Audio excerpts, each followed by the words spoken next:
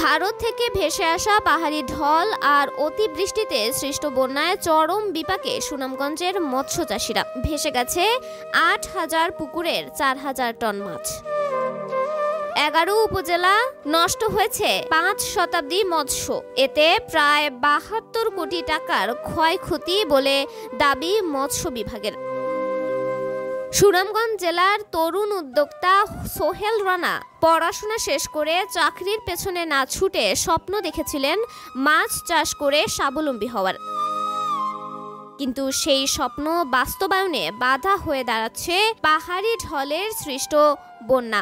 এভাবে যদি বন্যার কারণে বারবার আমরা যারা খামারি হোঁচট খাই আর আর্থিক দুর্বল হই, তাহলে আমাদের ঘুরে দাঁড়ানোর মতো আর ক্ষমতা থাকে না। তিনি জানান, ২০২২ সালের ভয়াবহ বন্যা ভেসে যায় তার ১০টি পুকুরের প্রায় ২৫ লাখ টাকার মাছ। সেই ক্ষতি পুষিয়ে ওঠার আগেই চোখের সামনে ভেসে যায় ৪টি পুকুরের প্রায় ১৩ লাখ মাছ। আমি নেটিং করার পরেও আমার নেটের উপর দিয়ে পানি গেছে, আর নেট যেগুলো আছে স্রোতের কারণে কোনো নেট টিকে রাখা সম্ভব হয়েছে না। প্রায় ৮ থেকে ১০ লক্ষ টাকার ক্ষতি হয়েছে আমার। মাছ নাই, এখন পুকুর শূন্য পুকুর পাহারা দেই, শুধু পানি আর পানি, এছাড়া তার কিছু নাই। ঈদের রাতে কিছু বুঝে ওঠার আগেই পুকুর ও হাওরের পানি মিলে মিশে একাকার হয়ে যায় শান্তিগঞ্জ উপজেলার মৎস্যচাষী মোহাম্মদ হাম্মাদের।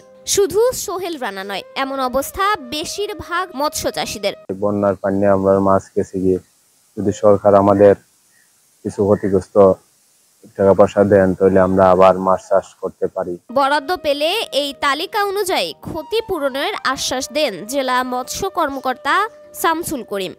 সুনামগঞ্জ জেলায় ক্ষতিগ্রস্ত চাষীদের তালিকা উপজেলা ওয়াইজ করে আমরা সংশ্লিষ্ট উপরে ঊর্ধ্বতন কর্তৃপক্ষের কাছে প্রেরণ করা হয়েছে। যদি সরকার কর্তৃক কোনো আর্থিক সহযোগিতা কোনো ধরনের প্রণোদনা আসে, সেগুলো আমরা চাষীদের মাঝে পৌঁছে দেওয়ার ব্যবস্থা করা হবে।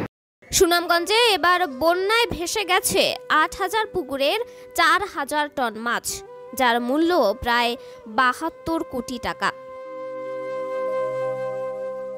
তন্নি শিকদার, দৈনিক সকালের দুনিয়া।